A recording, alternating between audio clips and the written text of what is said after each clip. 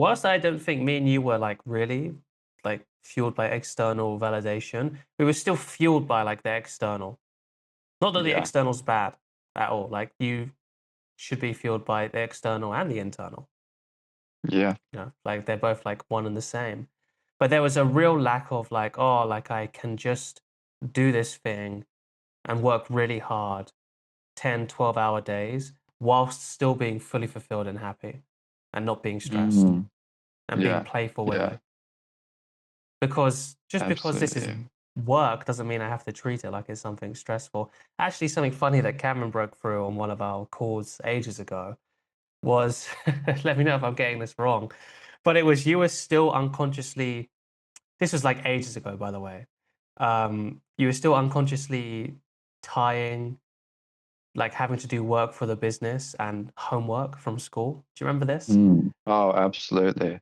Yeah, Yeah. it's actually been a predominant theme throughout starting the business, especially once you, I say you as in we, because I've maybe we both experienced it a little bit. Yeah, we But have. for me, got away from that survival safety drive of like, oh, Mm, I actually just need money to a yeah. point where I was safe and where I was good. There was no longer that fear motivation. It was like, oh, I don't want to do work. So we're in a phase where the company has finished. We're all going in separate directions. Sisters passed away, Yeah. and we're in a completely new chapter. But I have a curiosity for you because before this time, I dabbled with entrepreneurship. I'd run a couple businesses, and it was something that I thought was like I wanted to do, something that was Mm, thought was there for me. For you, and let me know if I'm wrong here, that wasn't something that was on your mind. It wasn't something that you were thinking of as an identity for yourself. So mm. I'm really curious what it was like for you to jump in to something that was very brand new. Yeah. Well, it was tough. I'll put it like Yeah, that. yeah. It wasn't the easiest transition.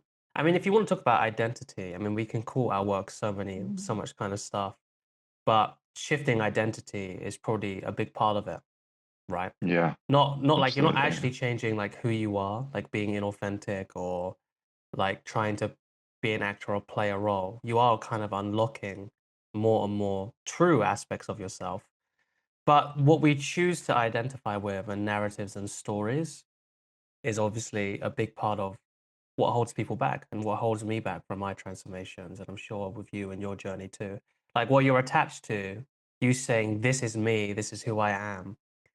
As soon as the reality clashes with that, and that's not who you are, and this isn't who you're going to be, that is when a lot of suffering comes up. So for me, wasn't anything different. I hate to tell you, I hate to drop that kind of bombshell on you, but I always viewed myself as like the second man, if that makes sense. Like I was totally Mm, happy being like the right hand man of somebody that I picked, like right. kind of being like an employee, but with agency. Like I never really had any Mm, ambition to be an entrepreneur. Even when you're being trying to be a professional athlete, you're still beholden to going to competitions, the organizers, all that kind of stuff. Like you're kind of working for yourself, but you're kind of not. So I wasn't like a full-on employee mindset, but I also definitely wasn't a full entrepreneurship. Most of the conversations, me and Cameron had a few chats about this as the company was breaking up at this place in Budapest we called the Spanish Place, simply for the reason that it played Spanish music one time that we went there. So then it got called the yeah. Spanish Place for the rest of the time.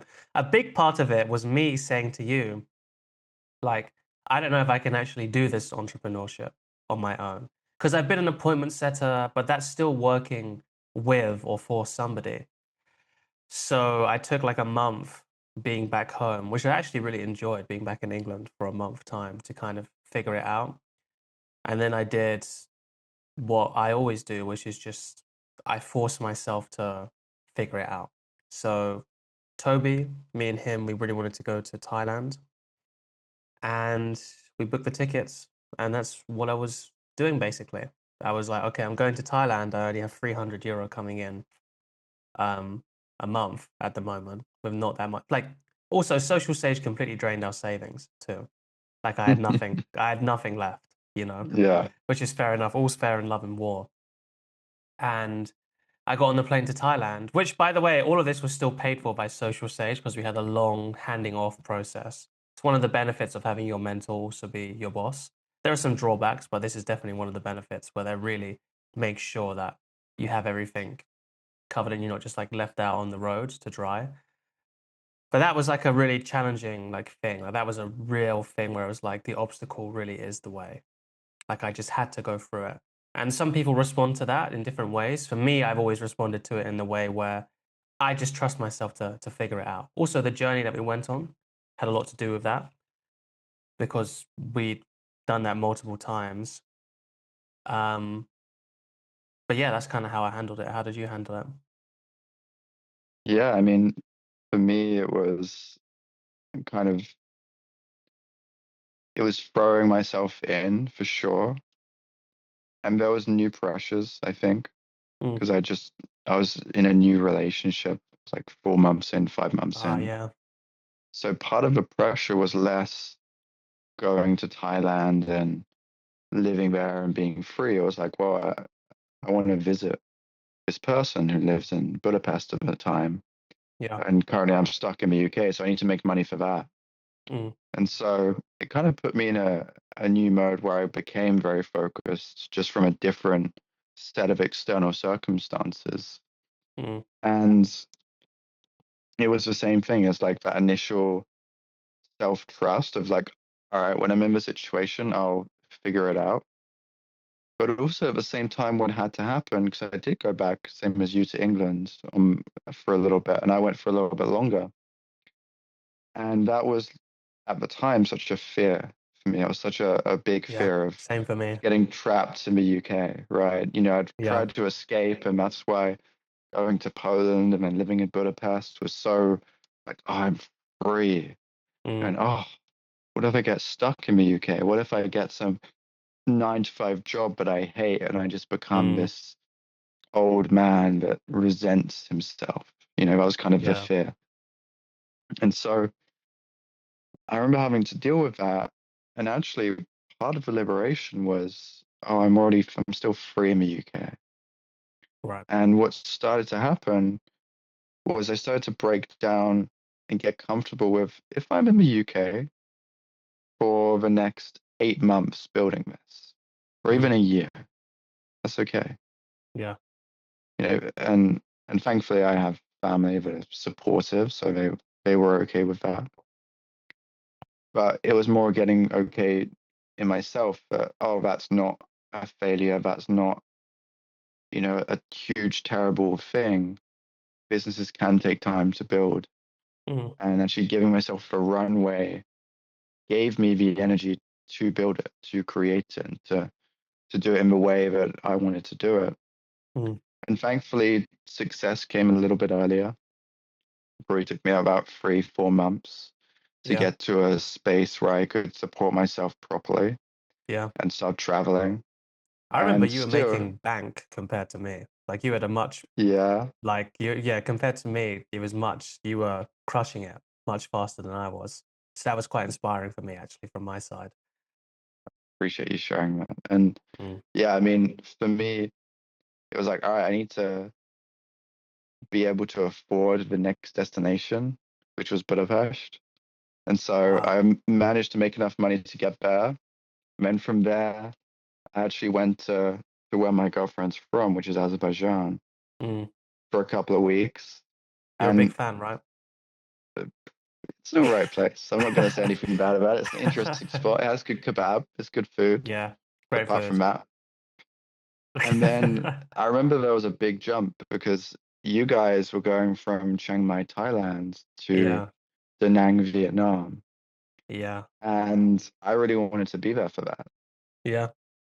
And yet that was a expensive flight. And at the time it was like most of the money that I had. Mm. But I was like, all right, I think I'll make money when I get there. I hope so. Yeah. You know, Yeah. kind of similar to what you did with Thailand, but from a slightly better position because things were rolling at that point. Mm. And I remember I got to Da Nang, Vietnam. I met you. You were the first person I saw there. And Yeah, I remember being that point after I've gone in through basically a UK winter, even Budapest and Azerbaijan were in winter. yeah, And suddenly it's warm and we're by the sea having yeah. an iced coffee, which the coffee in Vietnam hits you so If differently. you haven't had a coffee until you've had Vietnamese coffee, Vietnamese, I'll yeah, stand by that. Like absolutely. you don't know what the effect coffee can have on you. Their Yeah, coffee really is a class A drug. Like it should be yeah, illegal. It's crazy. absolutely. Yeah. And I just remember sitting there, being in a position where, oh, I kind of made it, I escaped, I'm now free. Mm, And also you too, you had gone through your own challenges in Thailand. I mean, being in Ho Chi Minh for mm. like a month and then coming Yeah, to Da yeah. Nang. That was a tough month. And I just remember being there with you. I don't know if it was the same for you, but there was a real sense of like almost a weight off and a Mm, relief and a sense of like, oh, wow, we haven't seen each other in 4 months, but we both did it. yeah, You know, yeah, not the end, but certainly have got out of that initial phase of will it even work? So yeah. now we're actually legitimately supporting ourselves by our own incomes, by our own businesses. Mm, And that's a hell of a thing. yeah. Yeah, I mean, that was a great celebration moment up until then. Because before that, on my end, I was in Thailand, then obviously went to Vietnam because you have to move out of the area that we were staying in Thailand, Chiang Mai, for smoky season. That whole time, I was with the boys basically, because even though the company split up, Patrick, Toby, and Pierre all came to Chiang Mai because we all Yeah. were starting our own thing, but we hadn't seen Cameron in a while. And whilst a lot of stuff happened in that time period, it's not too relevant really. But Da Nang was actually the point where the hero's journey, kind of entered a new phase, which is we all signed on to our big mentor, our mentor to be Kim Barter for his year-long Yes. Yeah. uh, Yeah. mentorship, like in-depth mentorship. But after Da Nang, actually, and I remember us having this conversation on the beach, like, oh, we actually kind of have made it, right? Obviously, there's still a lot to grow and all that kind of thing, but we have actually been able to do this journey. And but that was when I went back to Thailand and everyone else went back Mm, their own separate ways. So that was when I right. was the first time on my own for a long time. And at this point, I didn't do very well on my own. Um, so that was kind of like the journey of like really stepping into like you go through so many phases and you kind of can identify your polarities within yourself, like where you kind of stray a bit too far of unintegrated. Mine was definitely social communal versus individual, right? Mm, I was still too communal. Even up until now, I recently had a call with Pierre actually, where we're able to collapse that polarity lot more. So I'm able to be a much more interpenetrative rather than just communal, which is quite nice actually. So obviously it's still a big thing, but you can see where your polarities are within yourself. And life has a funny way of mirroring exactly what you need to go through. Now, is that because of life is like wise? I don't know. Is that just because it was coming up? But for me, the challenge that was coming up there, and probably, you can relate to this in not necessarily with the topic, but with the frame. I think for you it was a lot of freedom, that kind of stuff. That's when the new yeah. struggle of like being on my own and like having like really being on my own and not having Mm, the boys around. Because even up until then, I had the boys around in the form of jujitsu, you know? right. Yeah. What did that trigger in you when suddenly we've had this great time? Because Da Nang was awesome. Everybody was there. It wasn't Yeah, just the boys from Social Stage. There was three or four others. Like it was a really great yeah, vibe. Seeing everyone every day, yeah, dinners all the time, and suddenly you're back in Chiang Mai, which is an awesome space, but it's just you. You yeah, literally don't know anyone. yeah, yeah. I just knew Stanley, who ran the best weed shop in town, funnily enough, because weed is legal in Thailand, or super legal. Like now they're a bit more restrictive, but he's like a bit more of a loner character. Like he just kind of chills by himself a bit more. It was, I mean, Cameron's acting coy, but he knows exactly what I was going through because we had about 5 calls a week about this topic. Yeah. One of the benefits about having a world-class coach as your best friend. But what was mainly coming up was just like I had like a what you could call almost an anxious attachment in relationship to my friends, Mm, if that makes sense. Like, oh, yeah. once they go, they're never gonna come back. I felt like you know, like Really? those rom-com movies where like one of the characters is like totally afraid that the other person's going to leave them. Obviously, I'm being a bit Wow. facetious, but that's how Yeah. it felt. Yeah. Um, and that was a big like shadow to work through. And it's funny when you Mm, clean up these shadows, it wasn't just like that went away.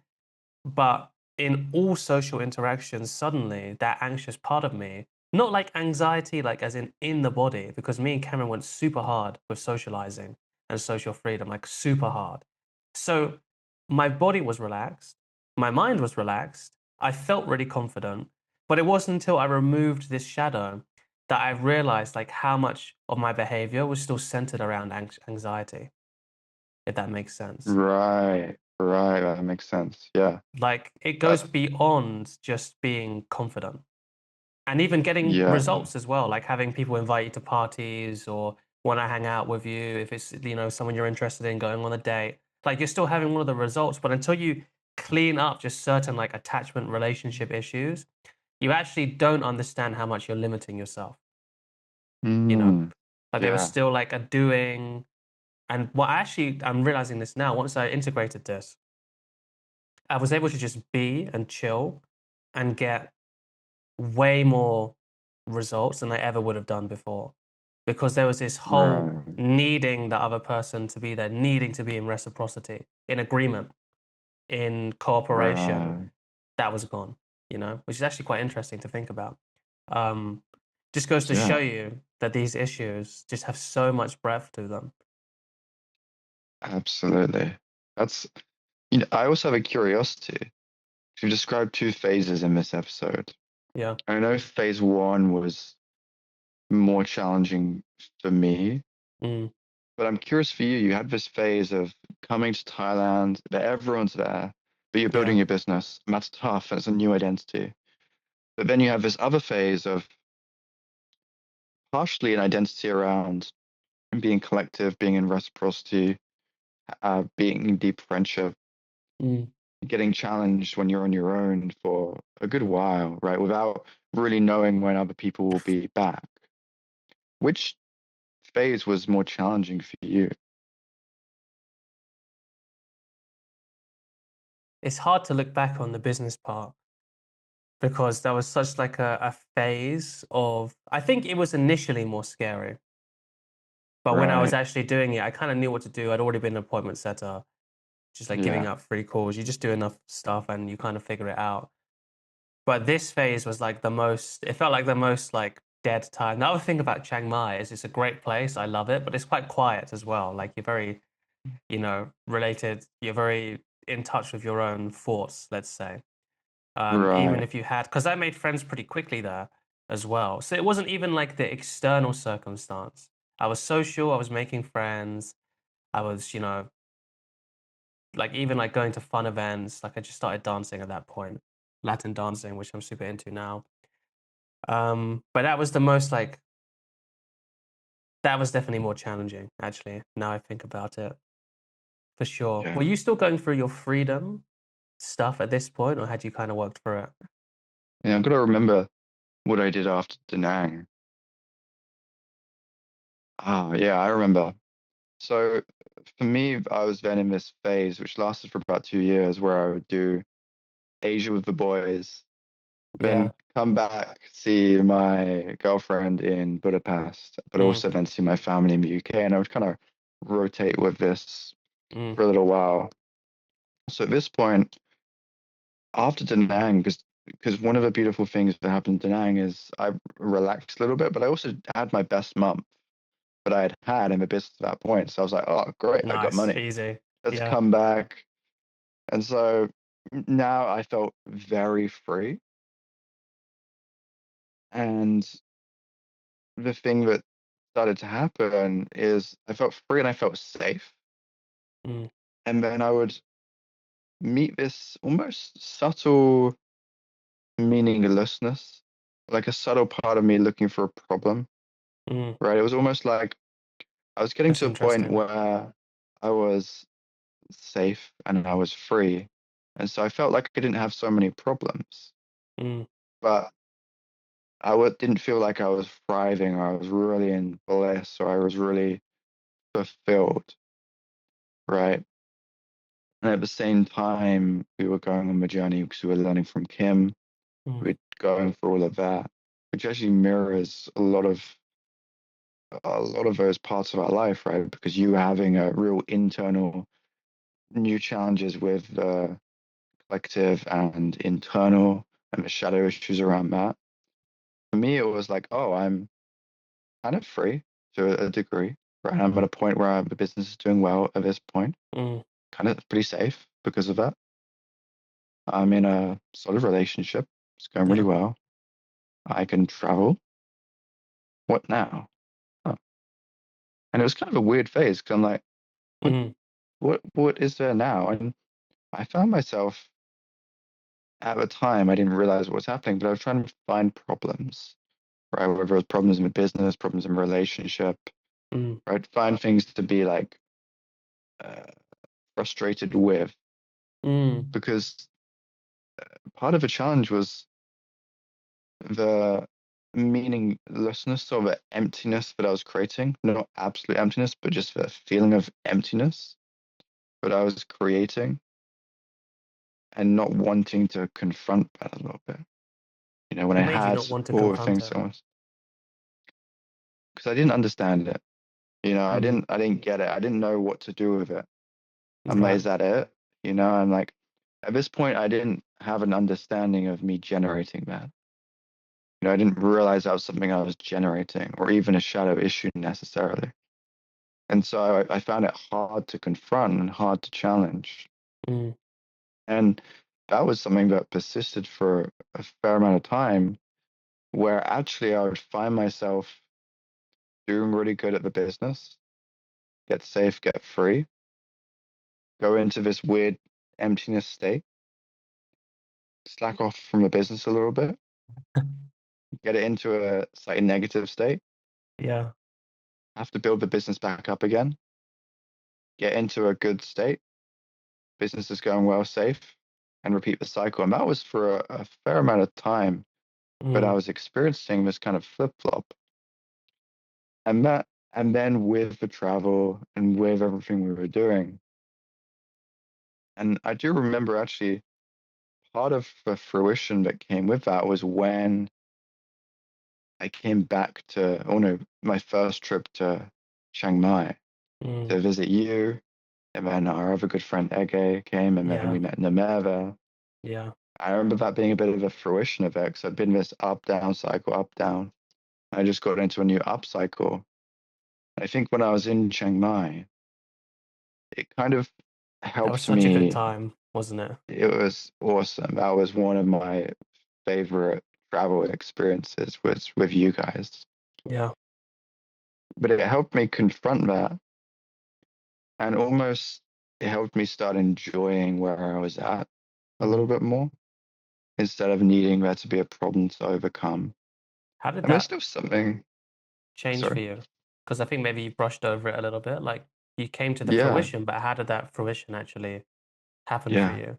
Because I think that's probably not, a problem that's unique to you. I think that relates to a lot of people. oh, absolutely. I'm going to quickly close the door here. No But worries. what I'll entertain happened? everyone. Yeah, Just you look can at me, entertain guys. everyone.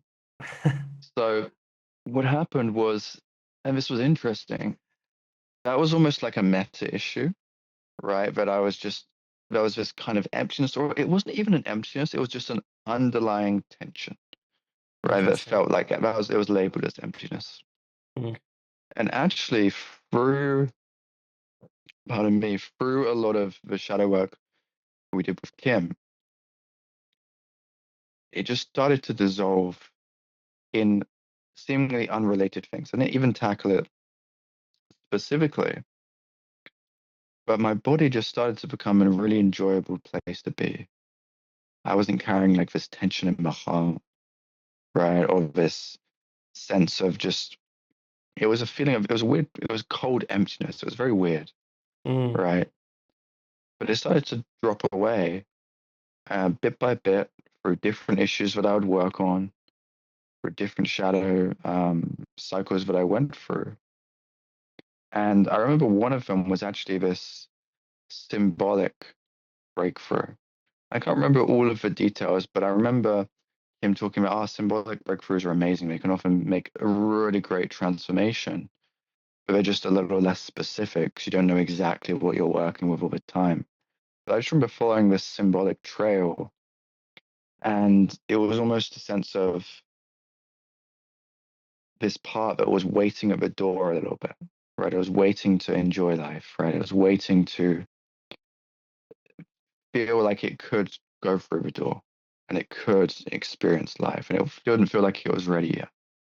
what was the door? Well, the door was in many ways my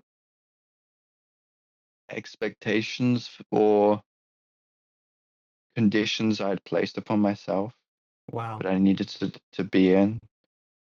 So that it was both good enough to experience life, but also safe enough to experience life.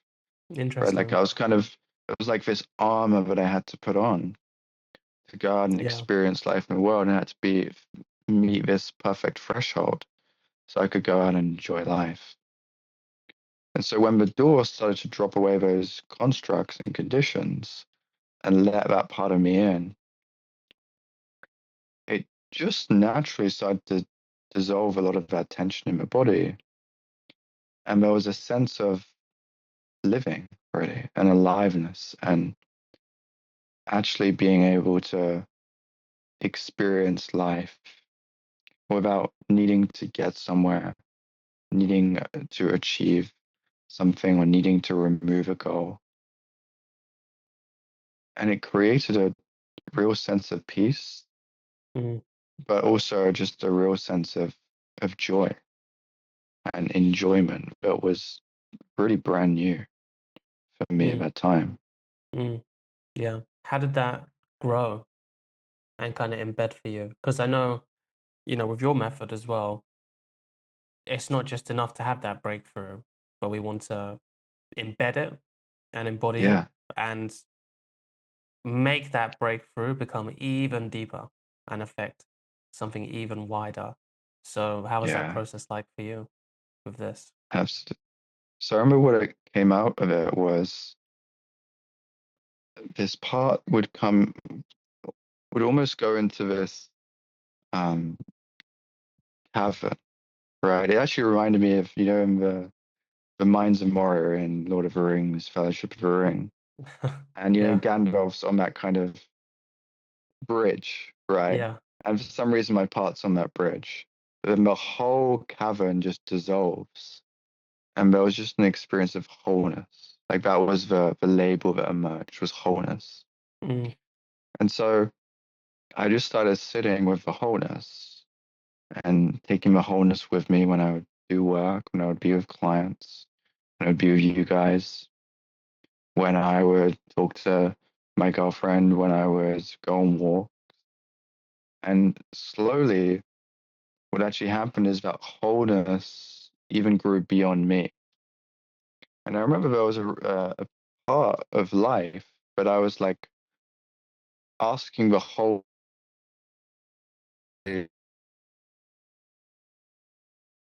wait, your microphone just cut out there again. Can you say that again, oh, please? Yeah, it's back now. so yeah, we're good. So the wholeness was Mm, in many ways beyond me.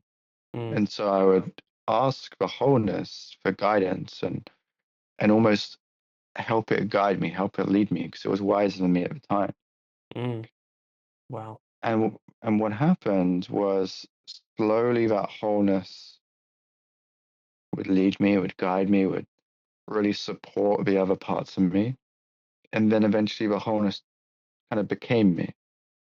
And it became the view that I was experiencing life from. and from there, that foundation led to kind of, in many ways, the path for the next almost year and a half of building on that foundation of wholeness and deepening it with other lights that came through. There was a real deep aliveness that came from some shadow work.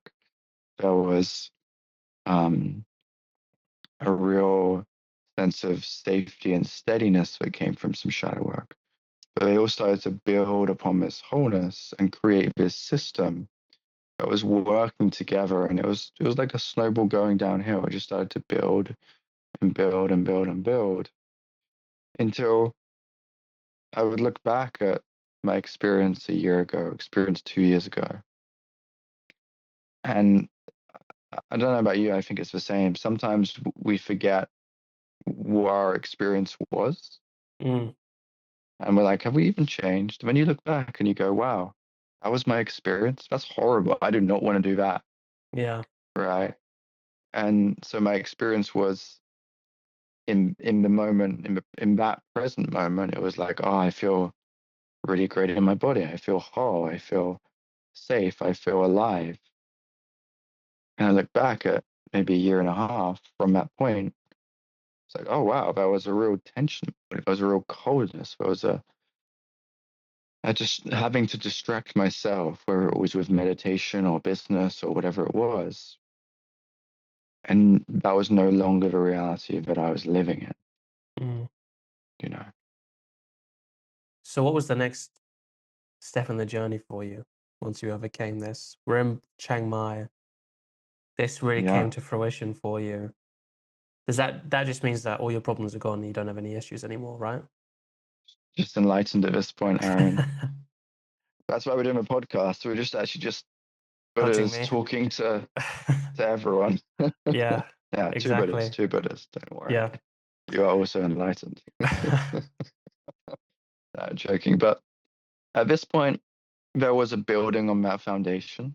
Mm, But also what it gave me was a permission to actually work on the business and integrate it more and get to a point where that was thriving in the same way.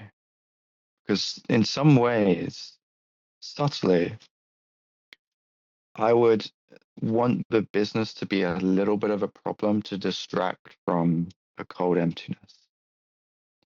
And so when that was no longer an experience I was having and just the natural state was more of a wholeness and aliveness and a safety, it was like, all right, cool. This is great. What should we do now? mm, Oh, well, maybe we should get this business stuff sorted. And I'm like, Roger that. yeah. And so I remember we had Chiang Mai was, did we haven't, it was kind of September, October, and then we also had New Year's, I believe, together. Yeah. You Some of the came, times Cameron, I mean, on talk New about Year's Day. Yeah. how bad the timing is. You came on New Year's Day, on New Year's Eve, and didn't Oh, have yeah. energy to come out for the night out on New Year's Eve. Wow. I was so tired, but Yeah. I had a great sleep that night. So I Yeah. was not mad. Yeah, fair enough. And that was kind of when the business stuff kicked off for me that year, where I was like, all right, let's really integrate it. And it's not like I was perfect in that I was still a big kind of mountain, but I'm still climbing, right? But it was kind of like, okay, cool. We've got out of the survival part of the business. Mm, Now let's build it. And what started to renew was ambition again, yeah. rather than before the ambition had been get away from the pain, get away from the trappedness, get away from the lack of safety. Now it was like, actually, you know what? I want to make real money and I want to do it in a way that's aligned with me. Mm, But that's when it started to come online when I was already feeling great. And I was like, well, let's make this just as good as well. mm, And so that whole journey started around that time. But I'm also curious because we've kind of touched upon for you, you had this period of on your own going through that. And then everyone comes to Chiang Mai, mm, which was fascinating because I remember part of the construct was like you having to chase others. Yeah. Right? Let me know if I'm getting it wrong. No, no, But no, everyone no. came to you. Like we Yeah. all That wanted was to a come to fruition moment for Shanghai. me. Yeah. That was like, I mean, I'm even smiling about it now, right? Because I remember that being such a big issue for me, that anxious attachment. And then as, we were getting through that and doing really good work on it, obviously, big thanks to Cameron. Um, Suddenly everyone started to want to roll through, like everyone, because I was just chilling there. And it was like such a big eye opener. Wait, like this way that I looked at reality isn't actually real. Just because Right. it's been around for a long time. This is like a big fallacy that we have. Just because like it's been part of our reality for such a long time doesn't actually make it real. Like, oh, I've Yeah. always been like this. It doesn't actually like mean anything. I've always been Yeah. like this, you know? Like I've always been, you know, let's say when I was 20, if I'm 21, I could say, oh, but I've always been below 21. Yeah, but now you're not.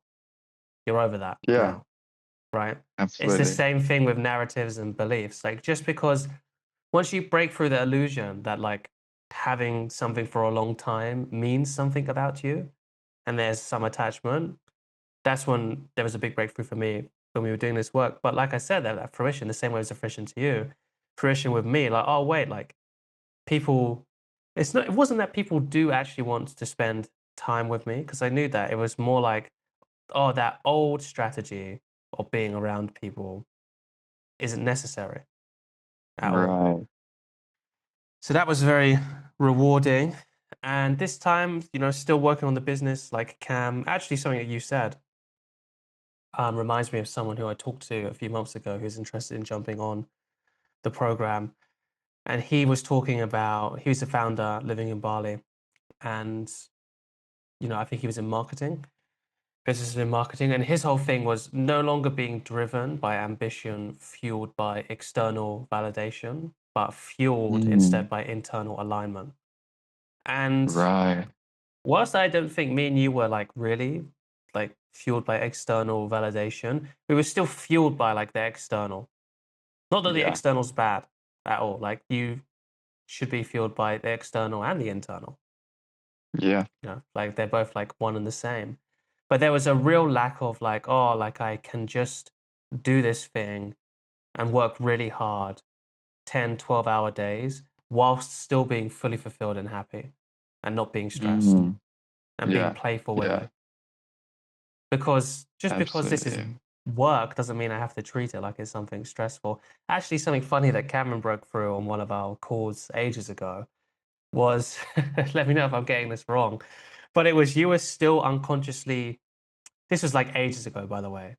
You were still unconsciously tying, like having to do work for the business and homework from school. Do you remember this? Mm. Oh, absolutely. Yeah, Yeah, it's actually been a predominant theme throughout starting the business, especially once you, I say you as in we, because maybe we both experienced it a little bit. yeah, we But have. for me, got away from that survival safety drive of like, oh, Mm, I actually just need money to a yeah, point where I was safe and where I was good. There was no longer that fear motivation. It was like, oh, I don't want to do work. I'm not. And it would feel like, because I remember back in the day, I struggled with homework from school genuinely. yeah, And I just felt like, I'm like, bro, I've just been here all day and you're giving me more stuff to do. And this stuff is yeah. just like total like rubbish. Not And nonsense. I Yeah, hated it. And like teachers would really like get up on it around me and my mom as well. And so I had all this thing of like part of a freedom construct was like, I don't want to do that. So when I was working on the business, there would be a subtle part of me of like, I don't want to do that because it was lumped in the category of work and lumped in the same experience. Even studying was seen as the same, right? If I was reading something about this kind of work, it would be, oh, that you're studying, it's like homework. And I would get this real reaction of like wanting to break free, mm, real, might call it procrastination, or I'd just be working. I'm like, when will this get done? And I found it really hard to work. Mm, And it would always feel like the biggest chore. But breaking through that and allowing, for me, it was kind of a breaking of work and play, right? Almost a rigid construct of that. mm, Part of me of a very rigid, when I'm working, it's bad, but I get through it and I play, chill, and do whatever I want. But at one point, all of this work was in the play category. mm, It was something I did because it was fun, it was great, it was enjoyable, and it's really what I want to do. That's why I decided. yeah. And then I'd put it in the work category. But then that started to break down. And it's actually been breaking down in an even deeper way since then, where I stopped generating a sense of trappedness when I'm doing certain tasks, even tasks that are a little bit boring. And I was able to just feel really good in myself, in my mind, in my body, just experiencing when I'm doing those tasks. And you put it great of like, why can't I work very hard from a place of deep internal fulfillment? Mm. And it becomes really engaging, What was you the answer know, that you gave yourself there out of interest? Like, what was the reason about why you couldn't do that? why I can do it. Yeah, the illusion. Well, it was just the illusion was that it was the same as school, and I had done so much to Mm, escape that. So because it was in the category of school, of work, it was like, that's bad. I'm here to escape that. Screw that. yeah. So the breakthrough was seeing that, oh, I'm just generating that category and that construct and that idea. So when I break through that, I get to enjoy it if I want, Mm, right? And then yeah. also breaking through the other one, which is of like to be successful, you have to work all day, every day, and you just have to. Mm, And kind of what emerged for me was more of a clarity of like what actually needs to get done now, what actually is going to help the business move forward. mm, And it became more similar to actually playing like a video game wow. of what is next, and it would come from a real enjoyable place. And then the next steps would naturally emerge. And I found myself just able to be really focused and get what might have taken me 6 hours done in like one or two, just because I was actually focused on it. Which is a crazy thing. I don't know if I think you probably experienced the same of like how much you Mm, can actually get done yeah, in an hour or two when it's not an hour or two of like checking YouTube and checking the phone and doing a little bit of work. yeah, But when it's just your mind and not just your mind, but your whole every part of you is like, yeah, let's do this, and using yeah, all that capacity to do it. yeah. Yeah, you can get a ton of stuff done. That's it's almost like putting yourself into flow state. I'm surprised none of us has made Yeah, any videos around flow state because that's a big yeah. buzzword right now. Maybe that's a little thing in the if you guys are watching and you want to hear more about that, put that in the comments and let us know. But how you actually achieve flow state, first of all, there has to be like a certain amount of resistance that comes up. Like there has to be some kind of challenge to get your mind focused. If it's so easy that your mind can you can just do it on autopilot, the flow state doesn't really like come. You have to have some kind of friction, and friction not as in it's bad, but you have to have something there to focus you. And then you have to have like the ease of mind. And how you have the ease of mind is making sure that all of your internal community is on the same page, all of it. Mm. And then you go out and get after it. I guess where are we now in the timeline, in the storyline? We've just done New Yeah, Year's. This is when I started traveling around with Ege, actually, and being like a proper digital nomad. It's also the end of our one-on-one work with Kim Barter too. Um, yeah, Still doing one-on-one work with Pierre. I guess this is kind of like the final phase because there's nothing like really big to overcome yeah. other than just the deepening of the practice. But now I look back on it and you look back at where we started or even just a year ago, it's almost like your progress gets exponentially deeper and faster. Absolutely.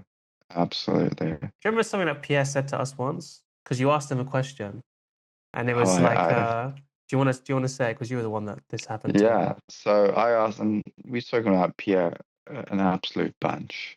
Yeah, He does have a YouTube channel, but I don't know how if he's still going with that. But anyway, yeah, we'll find a way maybe to try and get him linked here because he's a yeah. deep influence for both of us.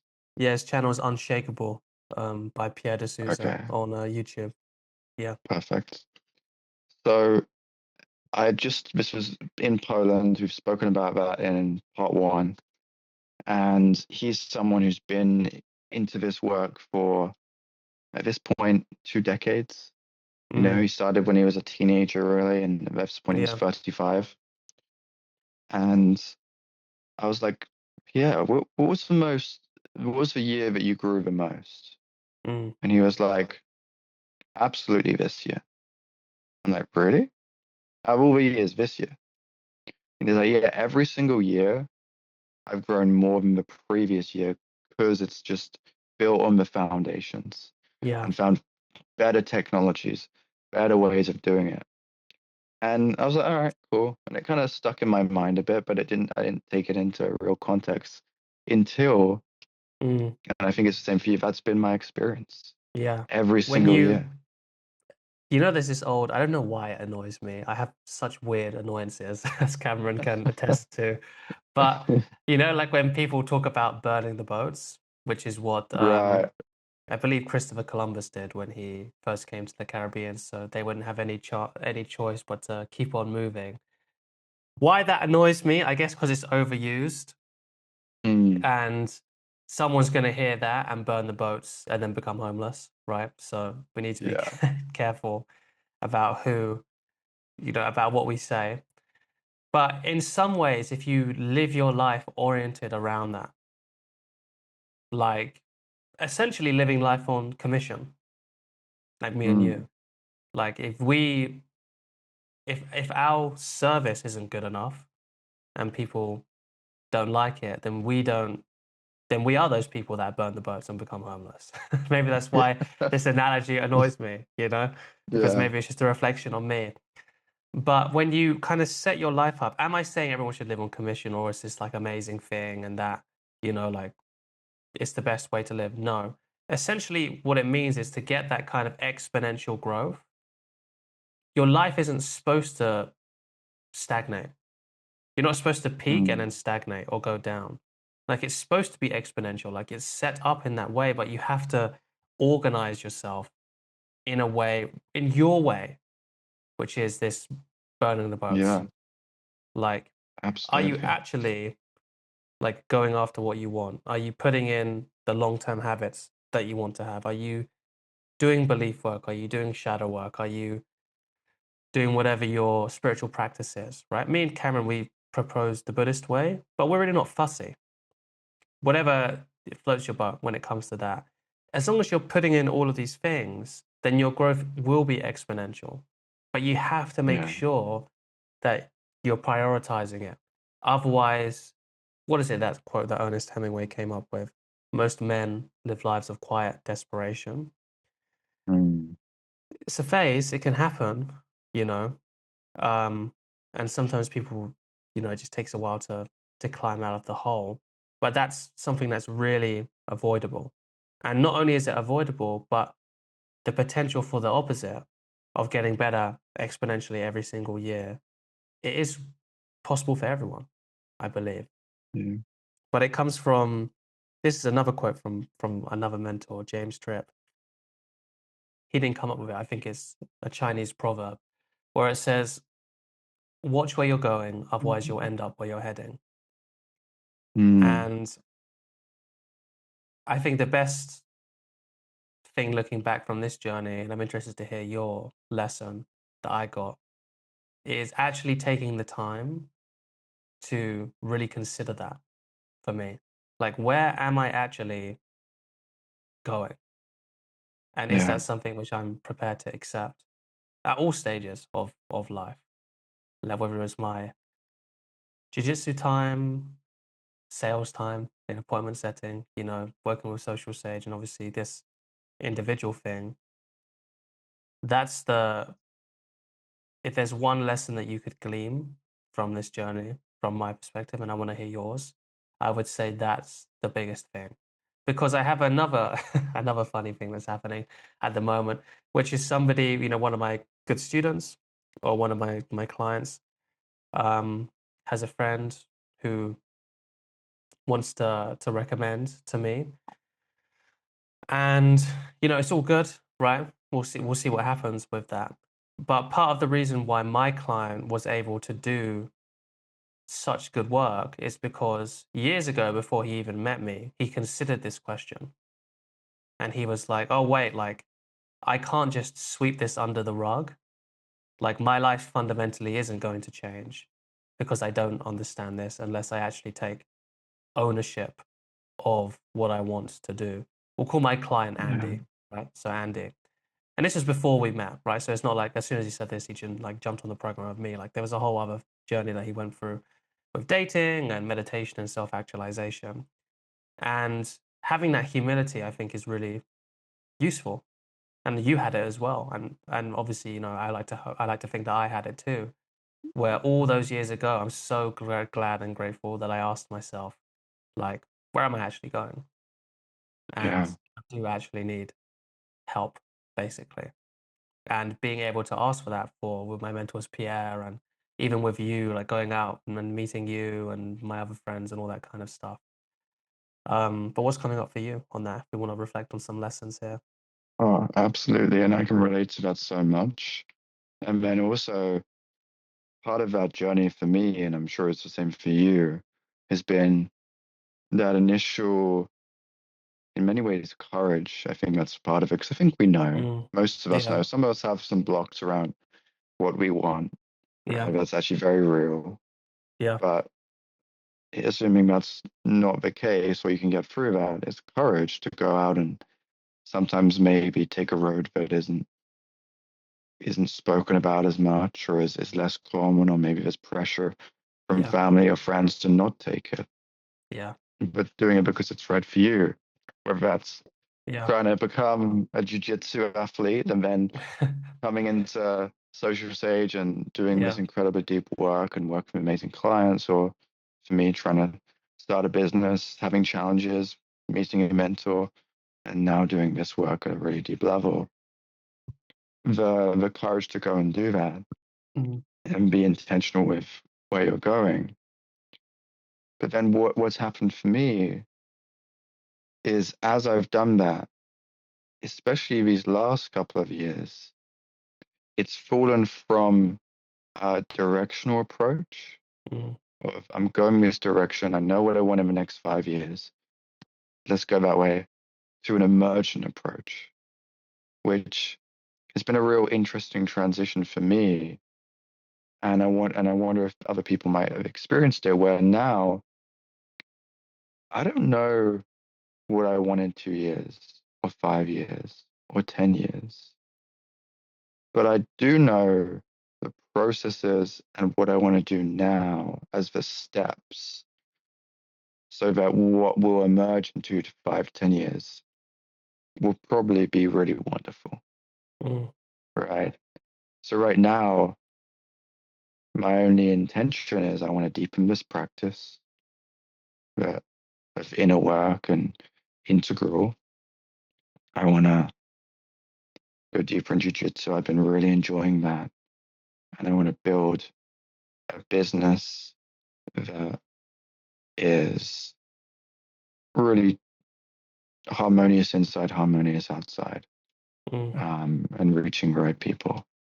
And then yeah, also have a deep, wonderful relationship. But while those are pillars, I'm curious to hear your experience too. It's less of where am I going to be in 2 years, 3 years, 4 years, where am I heading? And more of I'm actually excited to not know exactly what's going to yeah, emerge, yeah. but I'm confident that, that I'm taking the right steps for something great to emerge. I kind of what comes up for me is I compare it to like a vacation or a holiday. You know where you're going, Mm, you're going to Thailand. But do Yeah. you really know what's going to happen? You can have Mm. the day completely planned out. We're going to do this, this, this, and this. But part of the adventure is you don't really know where you're going. But not to the extent where, like, you want to go to Thailand and suddenly you end up in, Grimsby.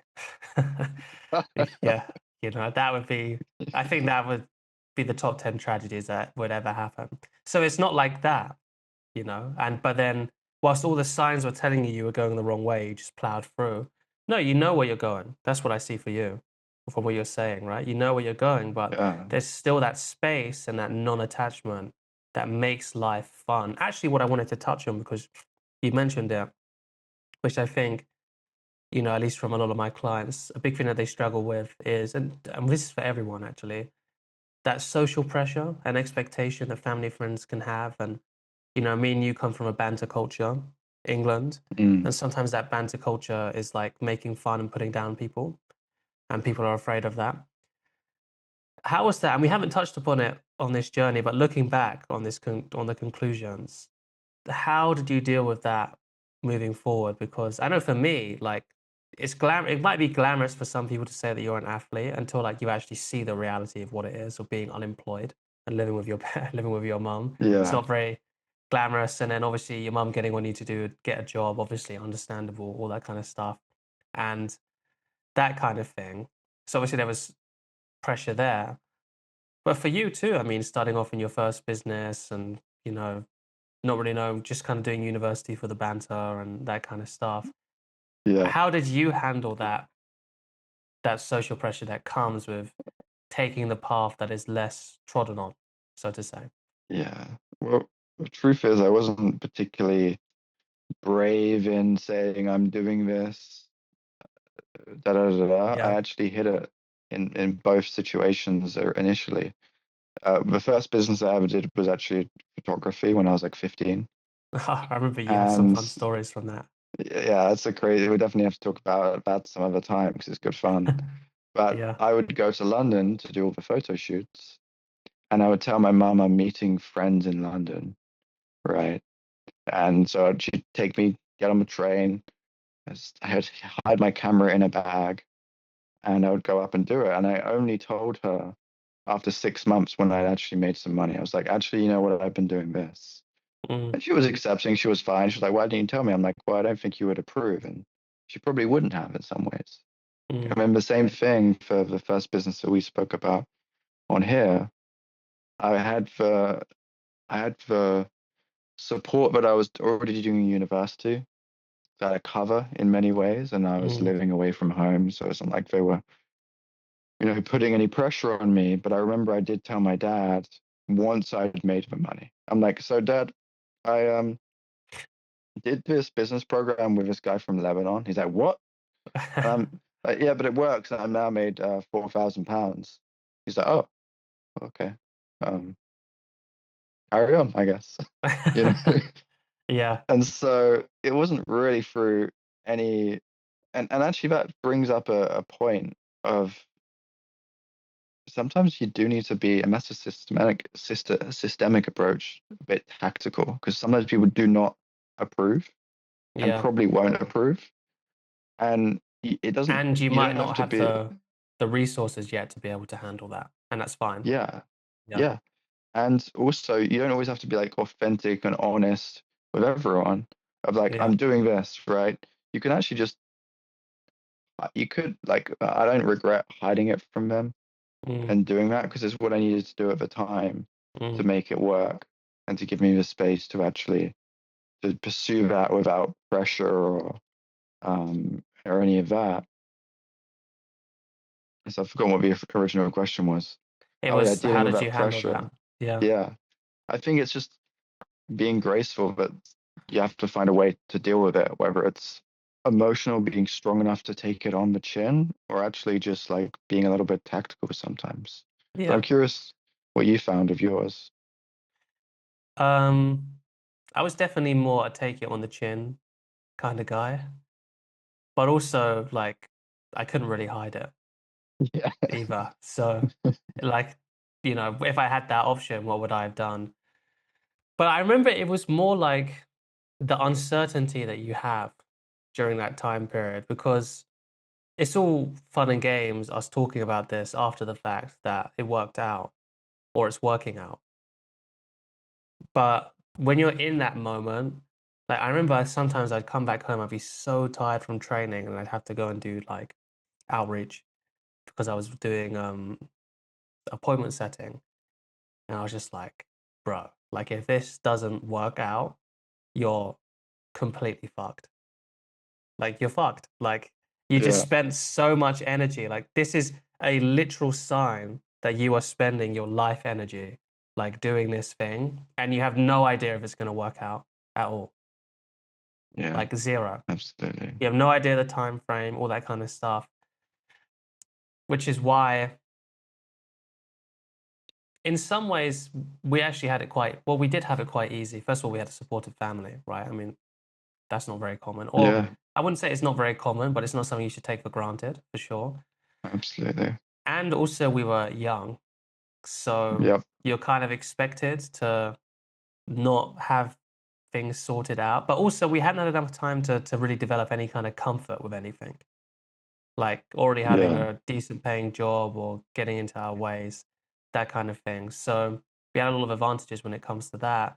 I think what a lot of people struggle with actually is if they have had some like thing which has worked out a bit and then they grow attached to that.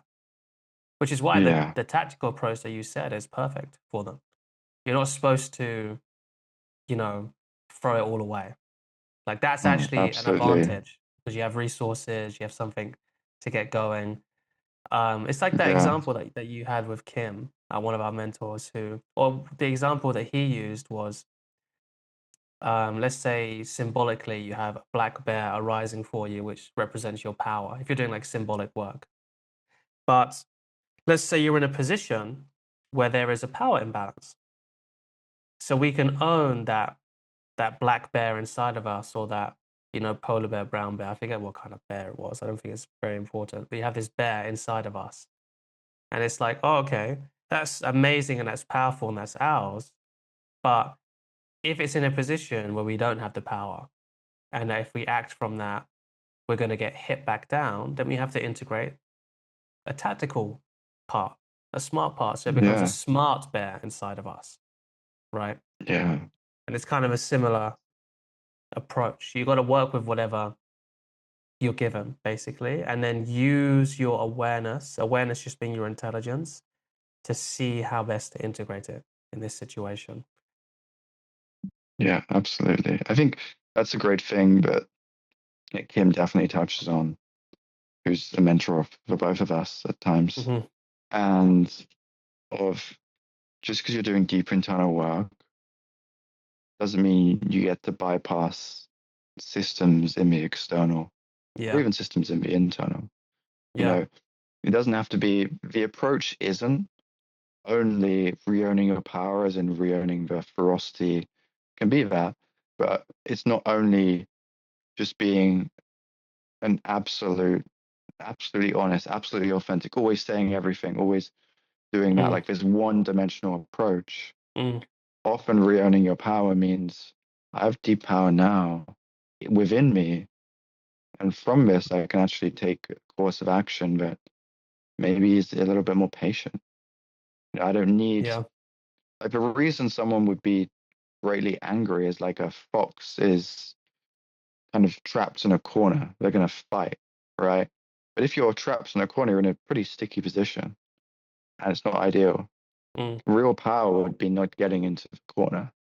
mm, And I think that's the kind of systemic approach of how can we re-own our power so we can include all the external systems that are yeah, happening, realize they are real, realize there are people who are bigger than you, right? yeah, In jujitsu, if a guy's bigger than you and you don't have skills and systems to deal with that, you're just going to mm, get smashed because they have more power physically.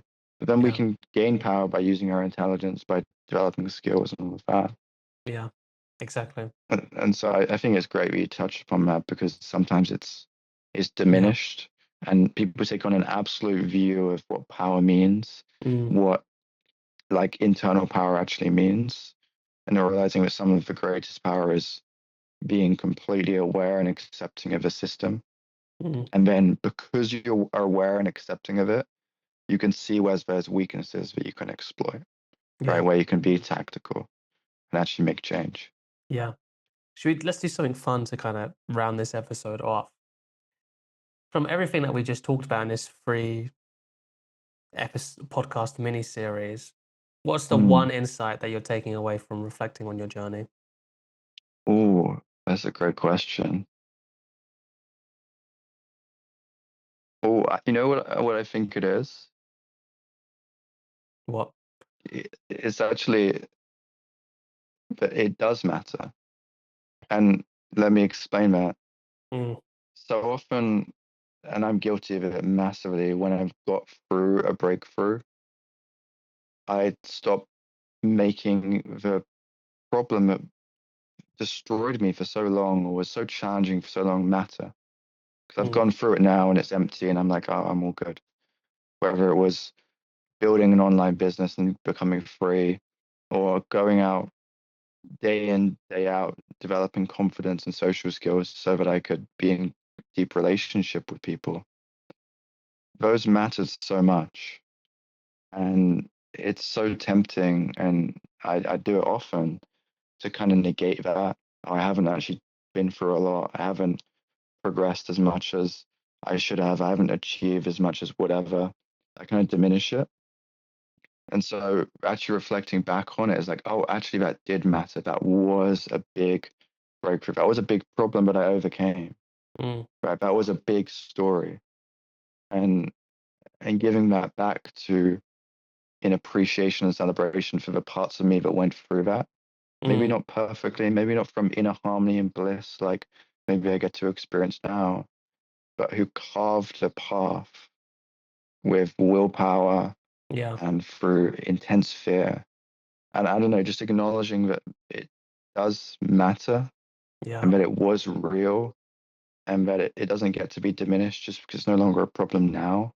Mm. I feel like that's what's arising for me. Wow. That's super fascinating. Thanks for sharing. I think it's a bit of a bad look that I'm having trouble having an answer to my own question. But to ride on the back of yours, I think looking back, I just realized there's so much more opportunities I had to celebrate. And it doesn't Mm, take away from working hard, from pushing, from doing all that kind of stuff. And I always said that celebration was a big, well, obviously it's very necessary because you have autonomy, initiation, follow through, completion, celebration, right? First heard that from Kim, actually. And I used to say that all the time and say it to my clients and make sure that they got that figured out. But when it actually came to celebration, I had a hard time like really embodying that understanding. But it actually makes your progress so much faster mm, because it gives absolutely. you a chance to. It's like saying I train 8 hours jujitsu, right? If that's 8 hours all the time without a break, what's the quality of that training time? Not very great. But if you have moments to celebrate or to eat, to like positive reinforcement, or just like breaks and it's structured properly, then suddenly, even though you've actually technically spent less time on the mats because you're breaking, you're doing all this kind of stuff, you're getting more out of yourself.